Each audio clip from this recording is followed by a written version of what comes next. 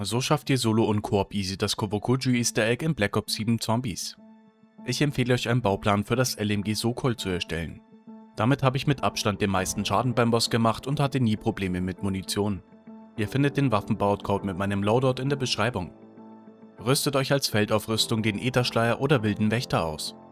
Erstellt euch ein Kaugummi-Paket. Nehmt euch für einige Schritte bis zum Boss maximale Munition und Schlussverkauf mit. Und für den Bosskampf auffüllen Instakill und Schildbürger. Alternativ Regentropfen statt Instakill und im Koop Nahtoderfahrung statt Schildbürger. Rüstet für Stehvermögen die Augmentierung in hartes Ziel und Quarterback aus. Für Schnellwiederbelebung äquivalenter Austausch, karmische Rückkehr und langsamer Tod. Für Juggernog probiotisch gehärtete Platten und langlebige Platten. Für Tempo-Cola klassische Formel, Schnellwechsel und schneller Pitcher. Für Gaia-Elixier Panzermatik, Aasgepäck und pingeliger Esser. Für Todeswahrnehmung sechster Sinn.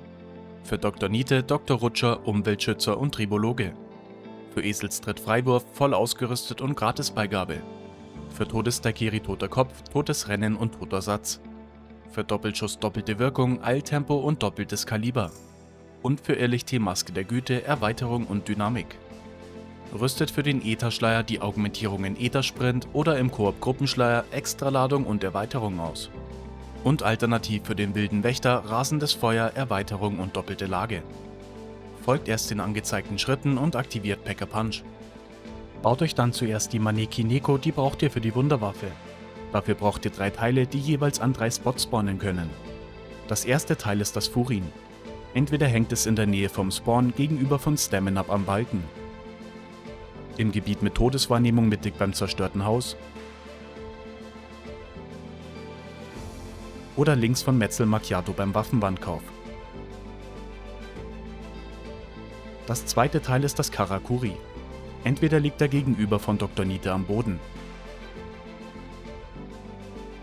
steht ein Stück weiter hinten gegenüber vom MK78 Wandkauf auf dem Tisch oder steht im Raum daneben links vor der Treppe. Das dritte Teil ist Maneki Neko. Entweder steht sie in der Nähe vom Spawn in der Hütte mit Tempo-Cola auf einem Fass, gegenüber von Doppelschuss auf einem Fass oder im Küchentrakt hinter der Fahne auf dem Fass. Ihr könnt die Maneki Neko jetzt neben Gaia-Elixier an der Werkbank herstellen und euch dort auch immer wieder für 500 Schrott kaufen. Nehmt euch die Maneki Neko, die eure Taktikgranate ersetzt, und holt euch Dr. Niete. Macht dann draußen neben Eselstritt unter dem Käfig, der vom Dach baumelt, einen Hechtsprung mit Dr. Niete.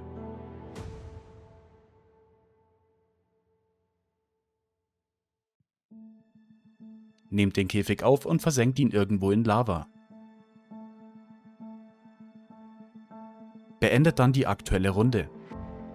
Jetzt müsst ihr an 4 möglichen Spots mindestens einen Zombie killen und schauen, ob am Boden Pfotenabdrücke erscheinen. Ihr müsst den Kill sehr nah an der Stelle machen, wo die Abdrücke erscheinen können. Entweder können sie im Blumengarten zwischen der Falle auftauchen, im Durchgang zwischen Küchentrakt und zentraler Hof, im Durchgang zwischen dem Sammelpunkt und den Stellen unter der Lampe oder im Durchgang zwischen den Stellen und dem Trainingsbereich. Habt ihr die Pfotenabdrücke gefunden, killt ein paar Meter vor den Spuren in die Richtung, in die sie zeigen, Zombies, bis die nächsten Abdrücke erscheinen. Macht das so lange, bis die Fußspuren einen Kreis bilden. Jetzt muss in dem Gebiet Lava fließen, damit ihr weitermachen könnt. Falls die Lava gerade nicht fließt, könnt ihr auch 3 Haftgranaten oder Molotovs auf der getrockneten Lava verteilen und sie so zum Schmelzen bringen. Werft dann zum Kreis aus Fußspuren eine Maneki Neko, dann spawnt ein Scheusal. Killt es und beendet dann die aktuelle Runde. Holt euch Todeswahrnehmung. Es spawnt am Anfang der neuen Runde eine Katze an einem von 3 möglichen Spots und ihr hört sie auch schon schnurren, wenn ihr in der Nähe seid. Ein Spot ist im Haus im Trainingsbereich. Und 2 Spots sind im Küchentrakt. Einer im Raum hinter der Fahne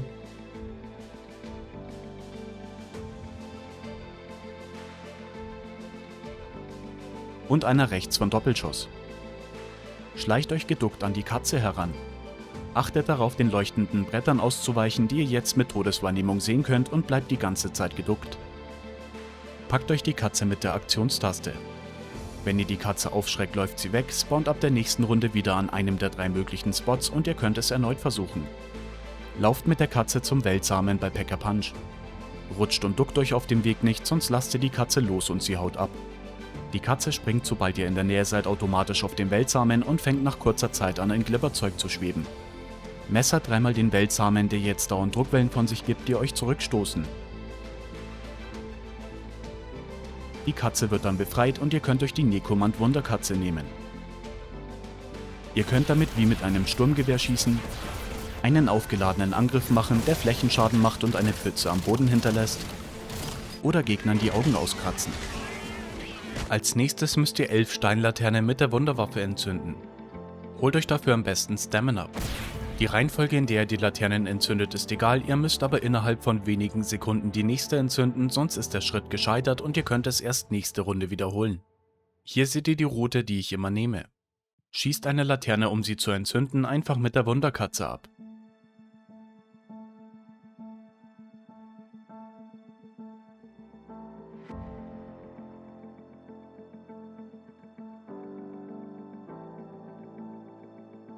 Habt ihr alle Laternen schnell genug entzündet, bleiben sie an und wart ihr zu langsam, gehen sie wieder aus. Leuchten alle, könnt ihr vor dem Aufgang zu Pack-a-Punch jetzt mit einem Geist interagieren und seht eine kurze Sequenz.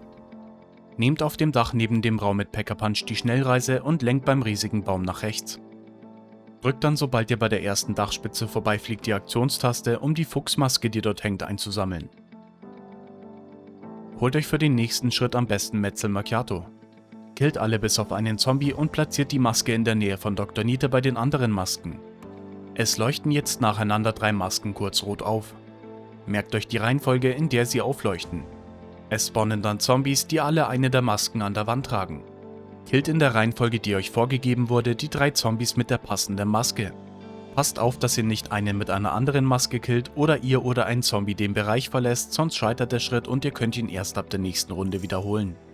Habt ihr die 3 Zombies in der richtigen Reihenfolge gekillt, interagiert kurz mit der Maske, dann leuchten 4 Masken auf und ihr müsst die Zombies wieder in der vorgegebenen Reihenfolge killen. Interagiert danach nochmal mit der Maske, dann leuchten 5 Masken auf und ihr müsst das Ganze nochmal machen. Habt ihr 3-mal die Zombies in der vorgegebenen Reihenfolge gekillt, leuchtet die Fuchsmaske blau. Interagiert damit, dann seht ihr eine kurze Sequenz. Nach der Sequenz müsst ihr 3 Masken in der gezeigten Reihenfolge abschießen und jeweils ein Teil einsammeln. Die erste Maske liegt in der Werkstatt, links vor dem Aufgang zur Werkbank im Regal. Die zweite Maske hängt danach rechts vom Wunderfisch-Automat in der Nähe der Decke. Und die dritte und letzte Maske erwischt ihr, wenn ihr links neben Elementar-Limo aus dem Fenster mit irgendwas, das Flächenschaden macht, aufs Dach schießt. Habt ihr die 3 Beweise eingesammelt, geht in der Nähe von Pack-a-Punch in den Meditationsraum. Interagiert mit den Regalen, um sie zu platzieren und das erste Bild freizulegen. Es liegt jetzt auf einer zufälligen mysteriösen Kiste vorne links oder rechts ein rundes Holzblättchen mit Symbolen drauf. Benutzt die mysteriöse Kiste so oft, bis sie ihre Position wechselt. Da ihr die ersten 3 Beweise im Meditationsraum platziert habt, spawnt die Kiste dort, wo das Holzblättchen liegt. Alternativ könnt ihr hier auch einen Schlussverkauf-Kaugummi nutzen, damit ihr die Kiste direkt beim Holzblättchen nutzen könnt. Werft eine Maneki Nico vor die mysteriöse Kiste, auf der das Holzblättchen liegt, und benutzt sie einmal. Es erscheint jetzt statt einer Waffe ein Münzbeutel. Nehmt den Münzbeutel auf. Lauft damit zum Spawn und drückt rechts neben dem Krawallstarter die Aktionstaste. Es erscheint dann ein schwebender blauer Münzbeutel vor euch. Interagiert mit ihm und ihr seht wieder eine kurze Sequenz. Killt alle bis auf einen Zombie. Holt euch Eselstritt und 3 Täuschgranaten. Geht damit zum Trainingsbereich und werft die 3 Täuschgranaten an die 3 Fenster wie im Video. Ein Zombie läuft jetzt dauernd von Fenster zu Fenster und wirft blaue Granaten auf euch. Nehmt eine der Granaten auf, lasst sie kurz abkochen und werft sie zu dem Fenster, an dem er gerade steht oder zu dem er gerade läuft. Ihr müsst ihn mit den zurückgeworfenen Granaten 3-mal treffen, bis ihr ihn damit killt, dann lässt ihr den Adelshut und eine Notiz fallen, die ihr einsammeln könnt. Verbessert eine Waffe mindestens auf Stufe 1. Verbessert am besten einfach die Katze, die macht gut Schaden. Killt alle bis auf einen Zombie. Holt euch in den Onsenbädern oder beim Teegarten einen Eimer und füllt ihn mit Wasser. Interagiert dafür mit einem Eimer mit dem Wasser in den Onsenbädern oder der Pfütze vor dem Teegarten. Ihr dürft jetzt nicht laufen, springen oder Schaden nehmen, sonst verschüttet ihr einen Teil. Geht damit zum Blumengarten und bewässert die 3 Pflanzen im Video.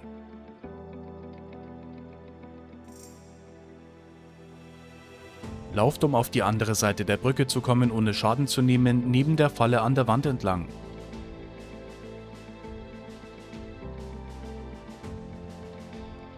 Es spawnt jetzt ein Gärtner, der von Pflanze zu Pflanze läuft. Schießt auf die Pflanze neben dem Kaugummiautomat und die neben der Falle, bis sie nicht mehr leuchten, damit ihr dem Gärtner Schaden machen könnt. Killt den Gärtner, dann könnt ihr euch eine Notiz und eine Gartenschere aufnehmen.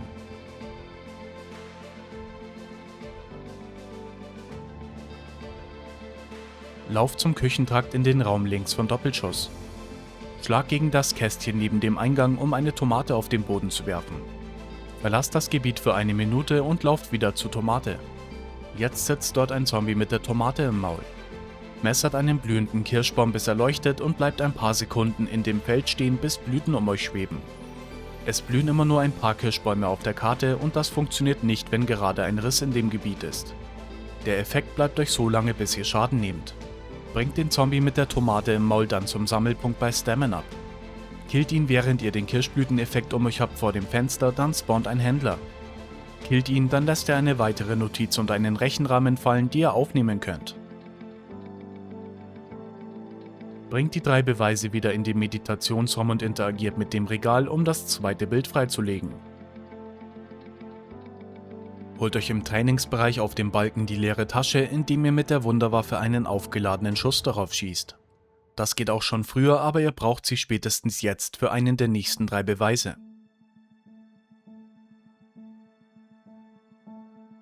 Haltet nach Rissen auf der Karte Ausschau und bleibt insgesamt 1 Minute im Bereich, wo der Riss aktiv ist, um den Beutel mit Asche zu füllen. Ihr könnt das Gebiet auch zwischendurch verlassen. Holt euch im Blumengarten die Eisenhutknospe neben dem Handwerkstisch.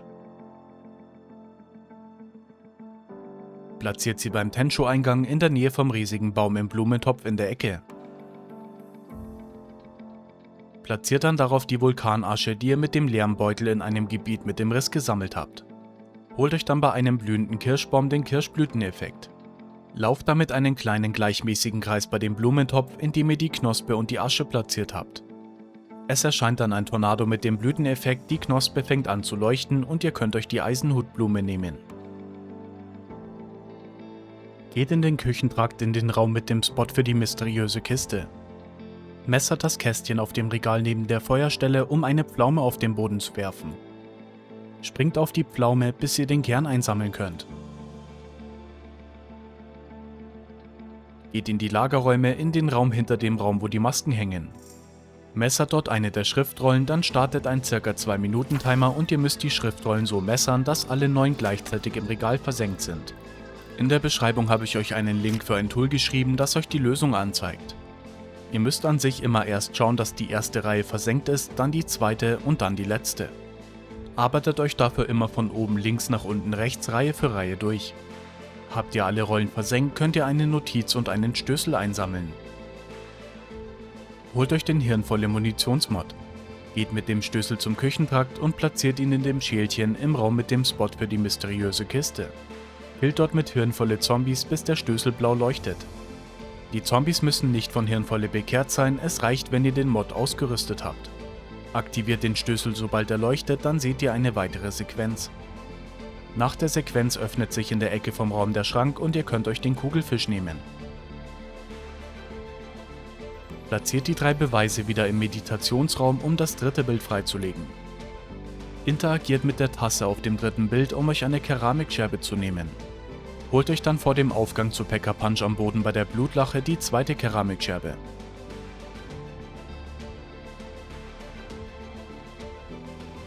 Repariert mit den Scherben im Teegarten in dem Raum neben dem riesigen Baum auf dem Tisch den Sakebecher. Beendet dann die aktuelle Runde. In der nächsten Runde fängt der Becher an blau zu leuchten. Interagiert damit, wartet die Sequenz ab und nehmt euch den Sakebecher. Platziert den Sakebecher im Teegarten ein Stück links von der Werkbank, wo ihr ihn repariert habt, auf dem Tablett. Ihr müsst ihn jetzt kurz verteidigen. Schießt dafür einfach dauernd aufgeladene Schüsse mit der Wunderkatze. Habt ihr es geschafft, könnt ihr den Sakebecher wieder aufnehmen und zusätzlich einen Teebesen. Falls ihr es mal nicht schafft, müsst ihr die Keramikscherben, die vom Becher übrig bleiben, aufsammeln und wieder am Tisch im Teehaus reparieren. Nächste Runde könnt ihr den Becher dann wieder aufnehmen und den Verteidigungsschritt wiederholen. Platziert den Sakebecher dann links vom Wunderfiss-Automat auf dem Tablett und verteidigt ihn wieder. Sammelt dann wieder den Sakebecher und zusätzlich den Kalligrafiepinsel ein. Platziert den Sakebecher dann im Raum links von Elementarlimo auf dem Tablett und verteidigt ihn wieder. Sobald der Becher aufhört zu leuchten, spawnt ein Höllenhund und schnappt sich das Teil, das hier spawnt. Er läuft dann damit über die Karte und ignoriert euch. Killt ihn, dann könnt ihr euch das letzte Beweisstück, die Pferdestatuette, nehmen. Platziert die 3 Beweise wieder im Meditationsraum, um das 4. Bild freizulegen. Jetzt braucht ihr noch die letzten 3 Beweise. Den ersten Beweis habt ihr von dem Oni bekommen, mit dem ihr auch die Tür zu Pack a Punch geöffnet habt. Für das zweite Teil müsst ihr zu den Stellen bei Todeswahrnehmung. Um das Teil holen zu können, darf keine Lava fließen. Ihr findet ein Stück nach dem Eingang zum Gebiet von der Seite mit Stamina aus auf der verhärteten Lava eine kleine Statuette. Ihr müsst direkt darauf einen Kill mit einem Molotow oder einer Granate machen. Sie fliegt dann ein Stück neben die verhärtete Lava und ihr könnt euch die Brüder Nezuke-Statuette aufnehmen. Für das letzte Teil müsst ihr links neben Dr. Niete mit der Uhr interagieren. Die wird erst freigelegt, sobald ihr alle 5 Bilder im Meditationsraum freigelegt habt. Die Uhr zeigt euch dann 4 Zahlen an. Ihr könnt auch nochmal mit der Uhr interagieren, um euch die Zahlen erneut anzeigen zu lassen. Notiert euch die 4 Zahlen. Spielt dann bis zur nächsten Munitionsrunde, die meistens direkt in der nächsten Runde kommt. Es spawnen zusätzlich zu den Zombies 6 Zombies, die eine Flagge tragen. Killt die Zombies mit den Flaggen und beendet die Munitionsrunde. Ihr findet jetzt 6 Flaggen in dem Gebiet mit Stamina. Zusätzlich findet ihr an 4 Orten jeweils ein Symbol und 2 Plätze, wo ihr eine Flagge platzieren könnt. Ein Symbol ist rechts vom Krawallstarter beim Spawn. Eins bei den Stellen im Gebiet mit Todeswahrnehmung. Eins im zentralen Hof beim riesigen Baum und eins im Blumengarten links von Irrlichttee. Die 4 Symbole dort stehen für die Zahlen von 1 bis 4. Ihr müsst jetzt die Symbole auf den Flaggen zählen und die Flaggen so bei den 4 Symbolen verteilen, dass sie eure Zahlen, die euch von der Uhr vorgegeben wurden, ergeben. Das geht am einfachsten, wenn ihr mit der höchsten Zahl oder den ungeraden Zahlen anfangt. In dem Beispiel wie im Video sind meine vorgegebenen Zahlen von der Uhr 6, 2, 10 und 3. Heißt, bei dem Symbol, das für die 1 steht, müssen die zusammengezählten Symbole auf den platzierten Flaggen die Zahl 6 ergeben. Bei dem Symbol, das für die 2 steht, müssen insgesamt 2 Symbole platziert werden. Bei dem Symbol, das für die 3 steht, insgesamt 10 Symbole. Und bei dem Symbol, das für die 4 steht, insgesamt 3 Symbole.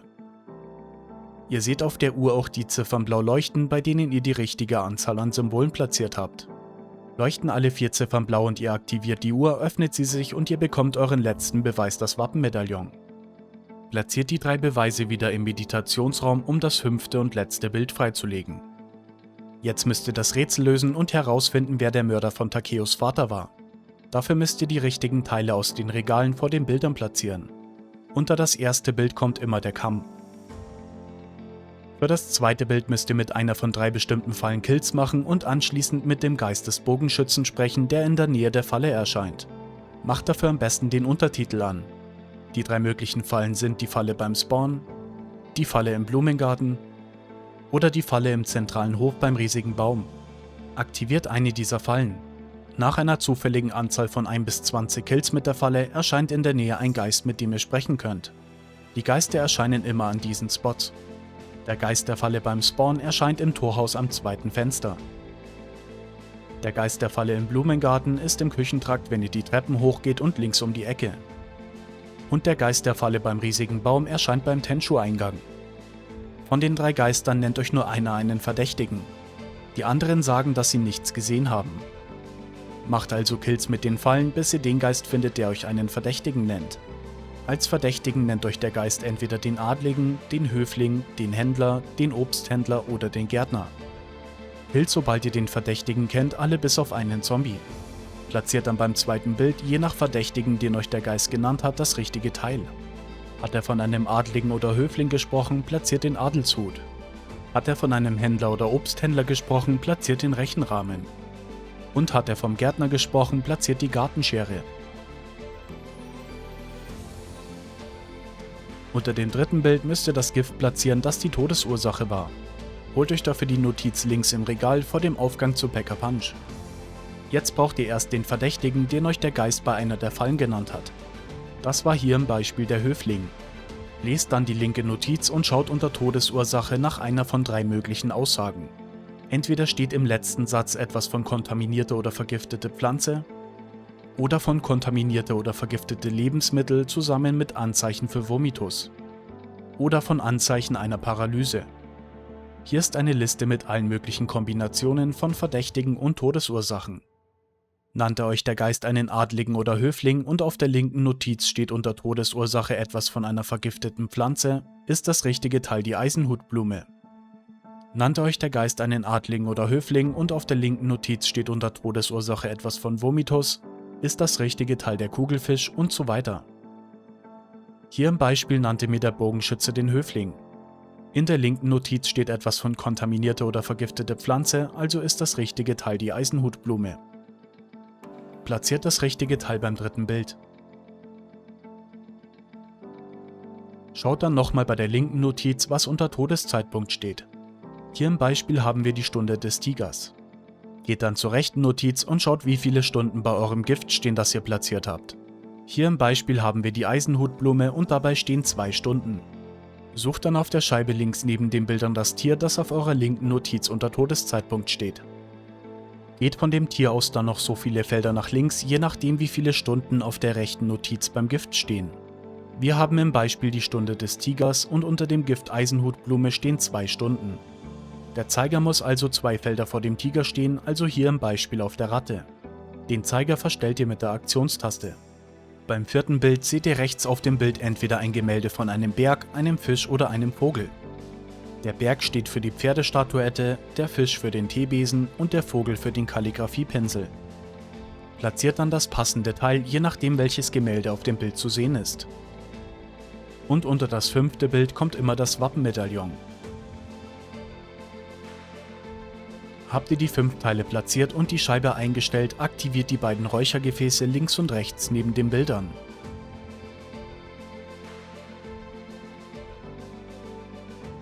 Habt ihr es richtig gemacht, erscheint eine leuchtende Kugel. War etwas falsch, erscheint ein Oni oder im Koop mehrere. Beendet dann die aktuelle Runde, dann könnt ihr die Beweise wieder platzieren und die Scheibe einstellen.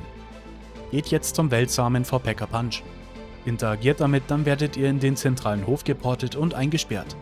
Es spawnt ein verstärkter Oni, den ihr besiegen müsst. Killt einfach alles, was sich bewegt und passt auf die Masken auf, von denen er manchmal einige auf euch zufliegen lässt, die machen euch Schaden. Manchmal verschwindet der Oni und lässt ein paar Masken zurück, die rumfliegen. Killt dann einfach Zombies und schießt die herumfliegenden Masken ab, bis er wieder erscheint. Habt ihr ihn gekillt, bereitet euch auf den Bosskampf vor. Nehmt als Granate am besten die Maniki-Bombe mit. Falls ihr nicht wisst, wie ihr die Maniki-Neko zur Maniki-Bombe aufwertet, findet ihr einen kurzen Guide in der Beschreibung. Alternativ passt auch die Kasimir-Granate. Holt euch dann noch eure Kaugummis und verbessert die Sokol so hoch es geht. Ihr bekommt in der Bosskampf-Arena auch immer ein Äther-Werkzeug und meistens einen Äther-Kristall Stufe 3 von dem Veitarion-Segen. Der spawnt noch bevor der Kampf beginnt auf einem Podest. Manchmal bekommt ihr aber keinen Ätherkristall, daher solltet ihr euch nicht darauf verlassen. Verbessert dann noch mindestens einmal eine Einhandwaffe zum Selbstwiederbeleben. Als Abschussserie finde ich die Kriegsmaschine am besten. Damit könnt ihr euch hinter einem Felsen verschanzen und am besten verteidigen, falls der Boss mal Lava in der ganzen Arena verteilt. Startet links neben Pack-a-Punch den Bosskampf. Der Boss hat 3 Phasen. Nehmt allgemein beim Laufen am besten eure Einhandwaffe oder Wunderwaffe. Das LMG ist nur auf Schaden ausgelegt und ihr seid damit recht langsam. Platziert am Anfang die Fahne in dem rot leuchtenden Kreis und bleibt darin stehen, bis die Fahne verschwindet. Ihr seid dann, solange der Kreis blau leuchtet und ihr im Kreis steht, unverwundbar, macht dem Boss deutlich mehr Schaden und der Boss bewegt sich nicht mehr so viel. In der ersten Phase sind die Schwachstellen vom Boss nur die Augen. Wenn das Maul vom Boss anfängt lila zu leuchten, lädt er einen Angriff auf und schießt ihn in gerader Linie übers ganze Feld. Es bleibt dann einige Zeit Lava am Boden zurück, die euch Schaden macht, wenn ihr durchlauft. Falls ihr unbedingt auf die andere Seite müsst, springt soweit es geht über die Lava und rutscht das restliche Stück. So bekommt ihr wegen der Dr. Nita-Augmentierung Umweltschützer während dem Rutschen keinen Schaden. Wartet bis Oni spawnen, killt sie, nehmt eine Flagge, die sie fallen lassen und bringt jeweils eine zu einem leuchtenden Kreis. Je mehr Spieler ihr seid und je höher die Phase vom Boss ist, desto mehr Oni spawnen. Es spawnen aber immer maximal 4 Onis. Verteilt euch und bleibt so lange in einem Kreis mit einer platzierten Flagge darin stehen, bis alle Flaggen verschwunden sind. Nutzt dazu am besten die Maneki-Bomben. Eine Maneki-Bombe hält so lange, wie es dauert, eine Flagge sozusagen einzunehmen, bis sie verschwindet. Erst wenn ihr alle Flaggen in den roten Kreisen platziert und eingenommen habt, könnt ihr euch in einen beliebigen Kreis stellen, dann baut sich ein blaues Feld auf, in dem ihr unverwundbar seid. Habt ihr das Feld aufgebaut, haltet im Dauerfeuer auf den Boss. Falls ihr zu lange braucht, um alle Flaggen einzunehmen oder dem Boss während einer Schadensphase in dem blauen Kreis nicht 1/3 seiner HP abzieht, verteilt er in der kompletten Arena Lava. Ihr könnt dann nur hinter einem Felsen in Deckung gehen. Dort ist in einem kleinen Bereich direkt beim Felsen keine Lava. Manchmal findet ihr auch mit Glück am Rand der Arena eine Stelle, wo keine Lava ist, darauf würde ich mich aber nicht verlassen. Die Lava bleibt in der ganzen Arena nur ein paar Sekunden. Nach einem Drittel der HP vom Boss kommt Phase 2. Am Anfang regnet es Meteoriten vom Himmel, die euch gut Schaden machen. Schaut also nach oben, lauft Runden und lasst euch wenn möglich nicht von ihnen treffen. Es spawnt in Phase 2 ein Dravakar-Segen auf einem Podest, der euch sofort ein Feld aufbaut, in dem ihr unverwundbar seid. Sammelt den erst ein, sobald die roten Kreise am Boden erscheinen, wo ihr die Flaggen platzieren müsst. Der Boss fliegt jetzt auch manchmal in gerader Linie übers Feld und macht unter sich Schaden. Sonst schießt er Feuerbälle auf euch oder umkreist manchmal die Arena und schießt auch da Feuerbälle. Zusätzlich spawnen jetzt manchmal Tornados, die euch Schaden machen und in die Luft schleudern. Der Rest bleibt gleich wie in der ersten Phase. Killt schnell die Onis, sobald sie spawnen, platziert die Fahnen in den leuchtenden Kreisen und nehmt sie ein, um ein Feld aufzubauen, in dem ihr unverwundbar seid. Der Boss hat jetzt zusätzlich zu seinen Augen größere Schwachstellen am Körper. Nach 2/3 der HP vom Boss kommt die dritte und letzte Phase. Es spawnt in Phase 3 ein Kalteres-Segen auf einem Podest. Durch den verschießt ihr eine Minute lang zu euren Schüssen noch Meteoriten, die extra Schaden machen. Sonst bleibt alles gleich wie in Phase 2, bis auf den Angriff, wo ihr einen Strahl auflädt und übers Feld schießt. Hier schießt er jetzt 2 Strahlen statt einen. Killt wieder die Onis, baut ein Feld auf, in dem ihr unverwundbar seid und gebt dem Boss den Rest. Braucht ihr Hilfe oder habt Fragen, schreibt mir gerne in die Kommentare oder kommt in den Community Channel. Viel Spaß beim Easter Egg, bleibt flauschig und bis zum nächsten Mal.